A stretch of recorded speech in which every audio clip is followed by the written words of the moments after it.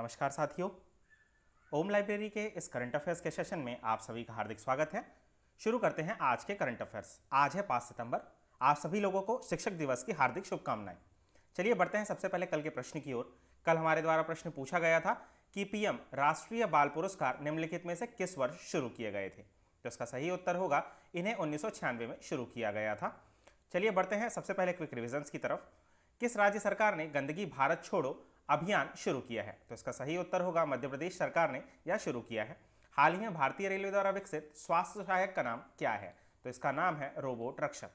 किस मंत्रालय ने जल नायक प्रतियोगिता 2.0 का शुभारंभ किया है? तो यह जल शक्ति मंत्रालय ने शुरू किया है। वैश्विक नवाचार सूचकांक ग्लोबल इनोवेशन इंडेक्स GII 2020 में भारत की रैंकिंग क्या रही? तो यहाँ पर भारत की रैंकिंग रही है 48वीं। बढ़ते हैं अगले प्रश्न की ओर। कौन से देश ने द्विपक्षीय अभ्यास इंदिरा 2020 आयोजित करेगा? तो इसका सही उत्तर होगा भारत और रूस मिलकर अंडमान सागर में इसे स्टार्ट करेंगे। केंद्रीय मंत्रिमंडल ने भारत और किस देश के बीच कपड़ा क्षेत्र में सहयोग समझौता ज्ञापन पर मंजूरी दे दी है? तो इसका सही उत्तर होगा जापान पर समझौता ज्ञापन पर मंजूरी दे दी गई है।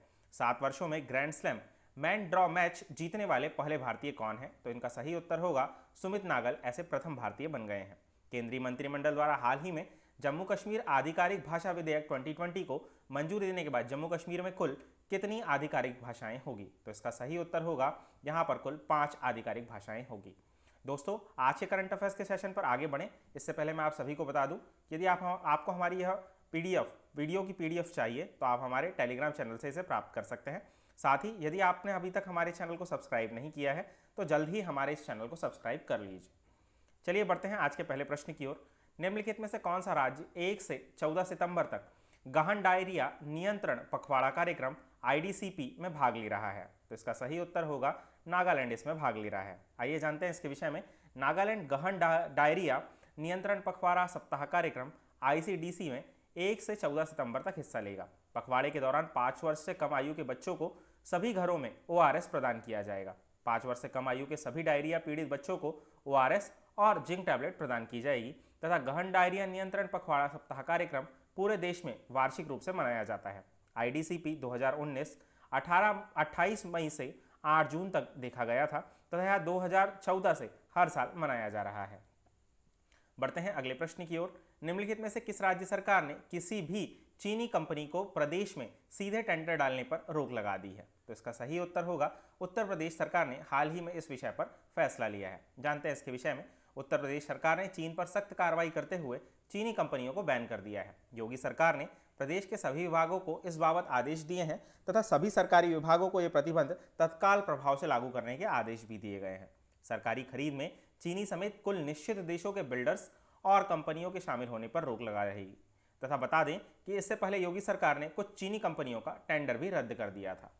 बढ़ते हैं अगले प्रश्न की ओर। भारत और रूस के बीच हाल ही में किस नई राइफल के भारत में निर्माण को मंजूरी मिल गई है? तो इसका सही उत्तर है AK-203 पर निर्माण की मंजूरी दी गई है। जानते हैं इसके विषय में। भारत और रूस के बीच AK-203 राइफल्स को लेकर डील पक्की हो गई है। अब इस राइफल को भारत में ही बड़े पैमाने पर तैयार किया जाएगा। AK-203 राइफल AK-47 राइफल का नवीनतम और सर्वाधिक उन्नत प्रारूप है। अब यह Indian small arm system INSAS assault rifle की जगह लेगा तथा इस सौदे पर SCO Shanghai corporation organisation summit के दौरान सहमति बनी है। AK-03 राइफल को ऑटोमेटिक और सेमी ऑटोमेटिक दोनों ही मोड में इस्तेमाल किया जा सकता है। आप सभी को बता दूं कि SCO में भाग लेने के लिए हाल ही में रक्षा मंत्री रूस गए हुए हैं। बढ़ते हैं अगले प्रश्न की ओर।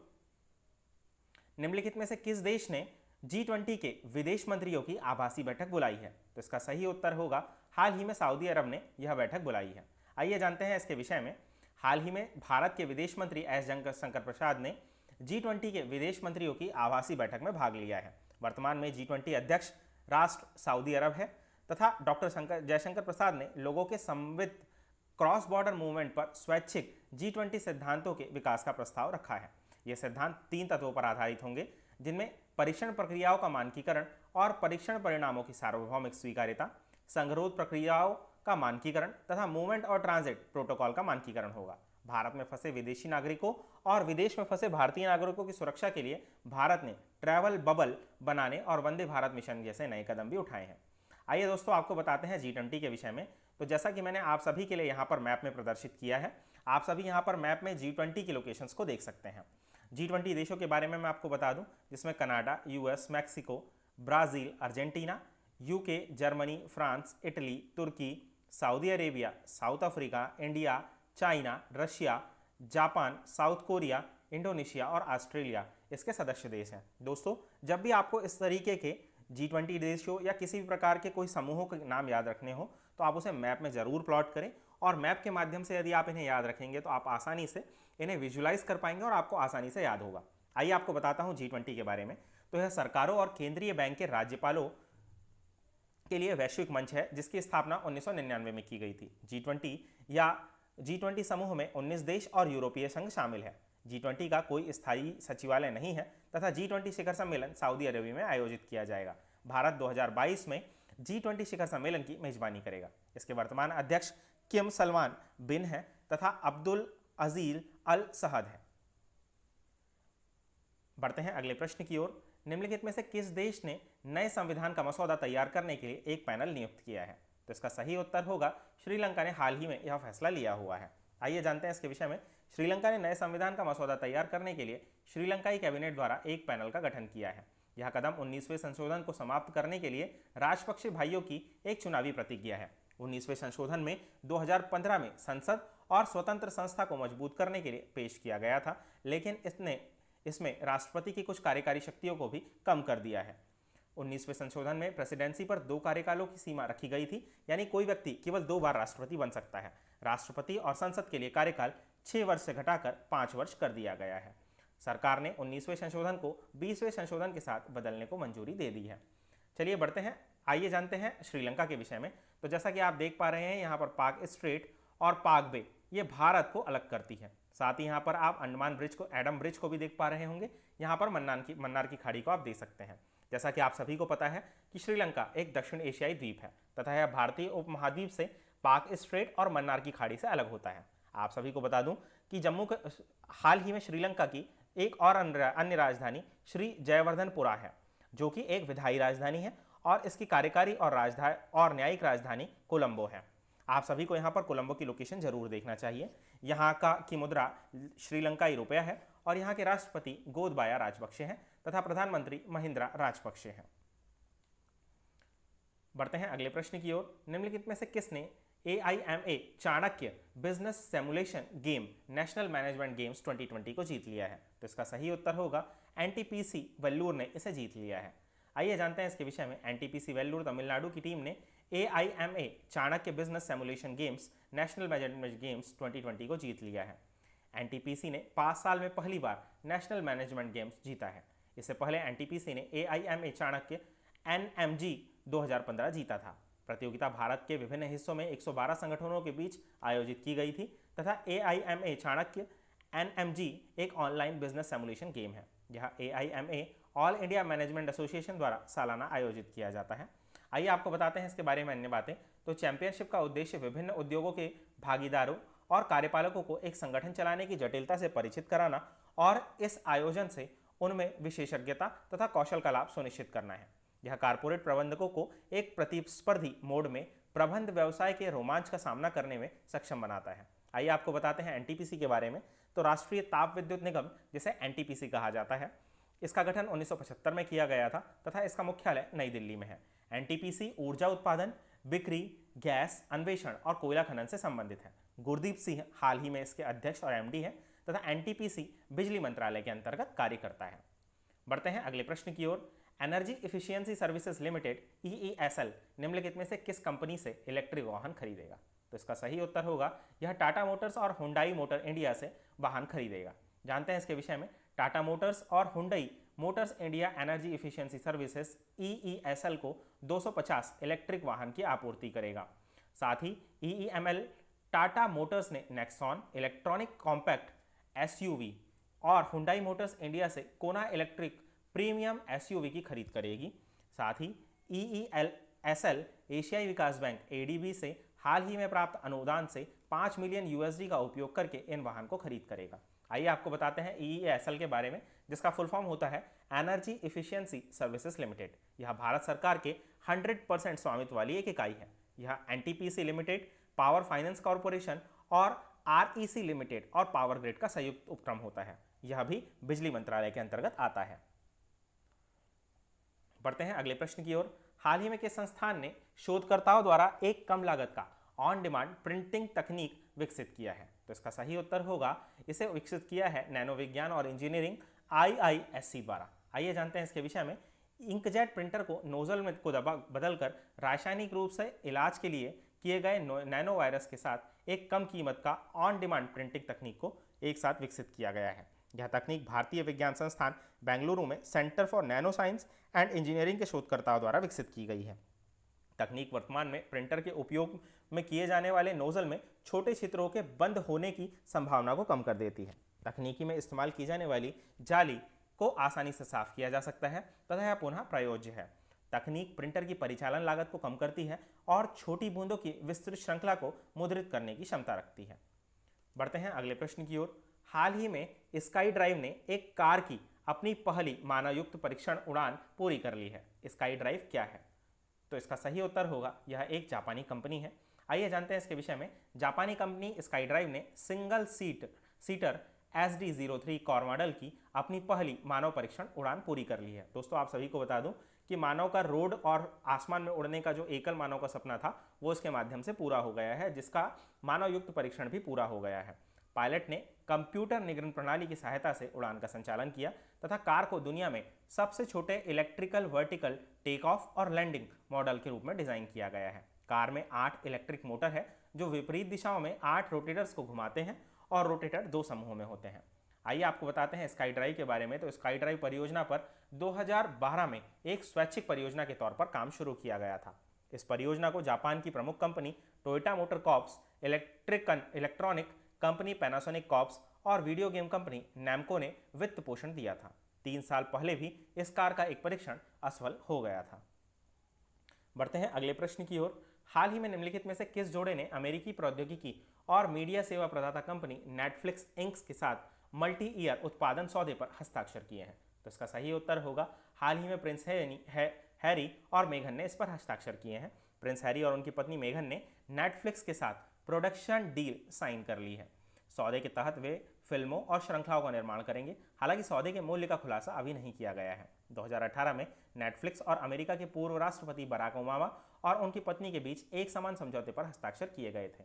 हैरी इससे पहले मानसिक स्वास्थ्य के बारे में ओपेरा ब्रिंके के साथ एक वृत्तचित्र बनाने के लिए एप्पल TV प्लस स्ट्रीमिंग सेवाओं से जुड़े हुए थे। आइए आपको बताते हैं नेटफ्लिक्स के बारे में। तो जैसा कि आप सभी को पता होगा नेटफ्लिक्स के बारे में कि यह एक अमेरिकी प्रौद्योगिकी और मीडिया सेवा प्रदाता और उत्पाद कंपनी है। इसका मुख्यालय कैलिफोर्निया के लॉस गतोस में स्थित है तथा रीड हैंडसिंग्स और मार्क रेडोल्फ ने इसे 1997 में विकसित किया था। यह मोशन पिक्चर एसोसिएशन का सदस्य भी है। बढ़ते हैं अगले प्रश्न की ओर। निम्नलिखित में से किसे नागरिक उड्डयन सुरक्षा ब्यूरो BCAS के महानिर्देशक का अतिरिक्त प्रभार सौंपा गया है? तो इसका सही उत्तर होगा, हाल ही में उषा पांडे को यह महानिर्देशक का अतिरिक्त प्रभार सौंपा गया है। आइए जानते हैं इनके विषय में। उषा पांडे को bureau of civil aviation securities की महानिर्देशक के रूप में अतिरिक्त प्रभार दिया गया है। पहले राकेश अस्थाना को BCSAS का प्रभार दिया गया था, लेकिन अब उन्हें BSF के महानिर्देशक के रूप में नियुक्त किया गया है। उषा पांडे वर्तमान में नागरिक उड्डयन मंत्रालय में संयुक्त सचिव है तथा वह क्षेत्रीय संपर्क योजना को संभालने में एक प्रमुख भूमिका निभा रही है। वह इस पद को संभालने वाली पहली महिला और तीसरी IAS अधिकारी है। आपको याद रखना होगा कि यह पहली महिला IAS अधिकारी है जो इस पद को होल्ड कर रही है। आइए जानते हैं नागरिक उड्डयन सुरक्षा ब्यूरो के बारे में। तो यह भारत में नागरिक उड्डयन सुरक्षा के लिए नियामक प्राधिकरण है। इसकी स्थापना 1978 में पांडे समिति की सिफारिश पर की गई थी। आप सभी को याद रखना होगा, इसकी स्थापना 1978 में की गई थी और पांडे समिति के आधार पर की गई थी। यह नागरिक उड्डयन मंत्रालय के तत्वाधान में काम करता है। बढ़ते हैं अगले प्रश्न की ओर। भारतीय रेलवे बोर्ड ने नए CEO के रूप में किसे नियुक्त किया है? तो इसका सही उत्तर होगा विनोद कुमार यादव, जो इसके अध्यक्ष थे। उन्हें हाल ही में CEO बनाया गया है। मंत्रिमंडल की नियुक्ति मामलों की समिति ने मौजूदा चेयरमैन विनोद कुमार यादव को CEO मुख्य कार्यपालक अधिकारी के रूप में नियुक्ति की मंजूरी दे दी है। रेलवे के इतिहास में यह पहला मौका है जब CEO का पद सृजित किया गया है। विनोद कुमार यादव चेयरमैन और सीईओ का पदभार ग्रहण करेंगे। इससे पहले मंत्रिमंडल ने रेलवे बोर्ड के पुनर्गठन को मंजूरी दी थी और रेलवे के बड़े पैमाने पर शुरू किए गए सुधारों में यह कदम उठाया गया है। बढ़ते हैं अगले प्रश्न की ओर। साउथ इंडियन बैंक के एमडी और सीईओ कौन नियुक्त किए गए हैं? तो इसका सही उत्तर होगा हाल ही में मुरली रामकृष्णन को एमडी और सीईओ साउथ इंडियन बैंक का घोषित किया गया है। आइए जानते हैं इनके विषय में। भारतीय रिजर्व बैंक ने मुरली रामकृष्णन को 1 अक्टूबर 2020 से 3 साल की अवधि के लिए साउथ इंडियन बैंक का प्रबंध निर्देशक और सीईओ नियुक्त करने पर मंजूरी दे दी है। आइए आपको बताते हैं मुरली रामकृष्णन के बारे में। मुरली रामकृष्णन 30 मई 2020 को आईसीआईसीआई बैंक से रणनीतिक परियोजना समूह के वरिष्ठ महाप्रबंधक के रूप में सेवानिवृत्त हुए थे और 1 जुलाई 2020 को दक्षिण भारतीय बैंक के सलाहकार के रूप में शामिल हुए थे। उन्होंने CIBIL बोर्ड में बैंक का और एशिया प्रशांत के लिए वीजा के जोखिम सलाहकार बोर्ड का प्रतिनिधित्व किया था। आइए आपको बताते हैं साउथ इंडियन बैंक के बारे में। तो इसका मुख्यालय त्रिशूर केरला में है। आपको याद रखना होगा कि इसका मुख्यालय त्रिशूर केरला में है तथा साउथ इंडियन बैंक की टैगलाइन है एक्सपीरियंस नेक्स्ट जनरेशन बैंकिंग। बढ़ते हैं अगले प्रश्न की ओर। पंजाब और सिंध बैंक के नए एमडी और सीईओ कौन नियुक्त किए गए हैं? तो इसका सही उत्तर होगा हाल ही में एस कृष्णन को पंजाब और सिंध बैंक के नए एमडी और सीईओ नियुक्त किया गया है। दोस्तों आपको यहाँ पर बिल्कुल भी कंफ्यूज नहीं होना है दोनों में, क्योंकि दोनों के नाम लगभग समान है। एस कृष्णन और दूसरा नाम मैंने आपको बताया था मुरली रामकृष्णन। तो मुरली रामकृष्णन साउथ इंडियन बैंक के हैं और पंजाब और नेशनल बैंक सिंध बैंक के हैं एस कृष्णन। आइए जानते हैं इसके विषय में। कैबिनेट की नियुक्ति समिति ने एस कृष्णन को पंजाब और सिंध बैंक का प्रबंध निर्देशक और मुख्य कार्यकारी अधिकारी नियुक्त कर दिया है। वह हरिशंकर की जगह लेंगे।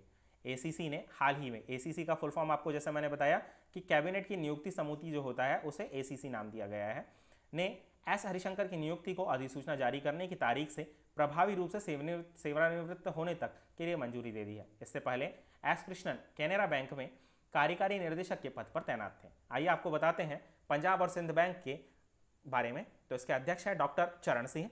पंजाब और सिंध बैंक का हेडक्वार्टर नई दिल्ली में है और पंजाब और सिंध बैंक की टैगलाइन है where service is a way of life. चलिए बढ़ते हैं अगले प्रश्न की ओर।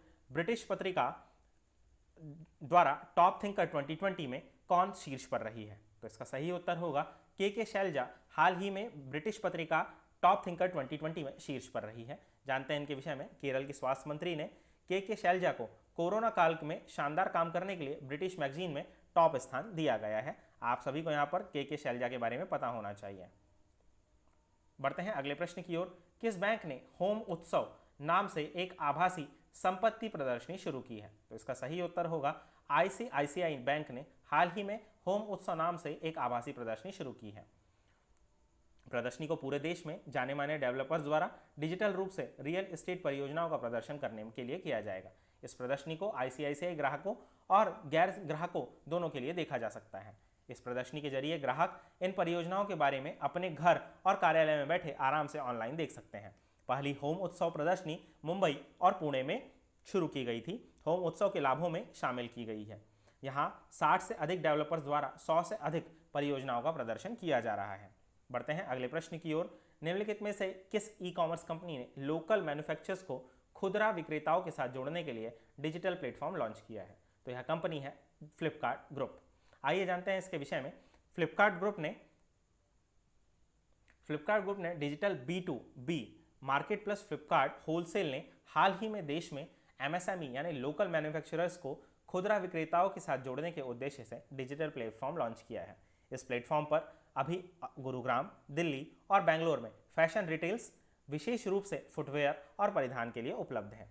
बढ़ते हैं अगले प्रश्न की ओर। World open online chess tournament किस भारतीय ने जीत लिया है? तो इसका सही उत्तर होगा पी इनियन ने इसे जीत लिया है। आइए जानते हैं इनके विषय में। तो भारतीय ग्रैंड मास्टर पी इनियन ने प्रतिष्ठित 48वां annual world open online chess tournament अपने नाम कर लिया है। उन्होंने इसे जीतने के लिए संभावित 9 में से 7.5 अंक का स्कोर प्राप्त किया है, जिसमें 6 जीते और 3 ड्रॉ रहे हैं। इस आयोजन में 16 देशों के कुल 120 खिलाड़ियों ने हिस्सा लिया था, जिसमें 30 से अधिक ग्रैंड मास्टर शामिल थे। यान ने खिताब जीतने के लिए जॉर्जिया के ग्रैंड मास्टर बाडूरा जोबोवा, सैम सिवियन और संयुक्त राज्य अमेरिका के सर्गेई एरेनबर्ग और यूक्रेन के न्यूजेक इलिया को हराया है। आइए आपको बताते हैं फिडे के बारे में। तो विश्व शतरंज महासंघ की स्थापना 20 जुलाई 1924 को की गई थी। इसका मुख्यालय लुसाने स्विट्जरलैंड में है तथा इसके अध्यक्ष डोकोविच हैं। विश्व में जितने भी शतरंज टूर्नामेंट होते हैं उसे फिडे ही रेगुलेट करता है। बढ़ते हैं अगले प्रश्न की ओर। गैरी स्टेड को किस देश की पुरुष क्रिकेट टीम का मुख्य कोच नियुक्त किया गया है? तो इसका सही उत्तर होगा न्यूजीलैंड के प्रमुख कोच के रूप में इन्हें नियुक्त किया गया है, जिनका नाम है गैरी स्टेड। दोस्तों, इस प्रकार हमारे आज के करंट अफेयर्स का सेशन समाप्त होता है। आप सभी के लिए आज का प्रश्न, निम्नलिखित में से कौन सा बंदरगाह भारत का सबसे बड़ा निजी बंदरगाह है? आप सभी को अपने उत्तर कमेंट बॉक्स में देने हैं। आई होप कि आप सभी को हमारा आज का प्रोग्राम पसंद आया होगा। यदि आप सभी को हमारा आज का प्रोग्राम पसंद आया है तो हमारे इस चैनल को लाइक करें, सब्सक्राइब करें एवं अपने अन्य दोस्तों के साथ शेयर करें। साथ ही यदि आप इस वीडियो की PDF प्राप्त करना चाहते हैं तो आप इसे हमारे टेलीग्राम ग्रुप चैनल से डाउनलोड कर सकते हैं। दोस्तों, आप सभी इस वीडियो को अधिक से अधिक अपने संख्या में अपने दोस्तों के साथ शेयर जरूर करें। धन्यवाद।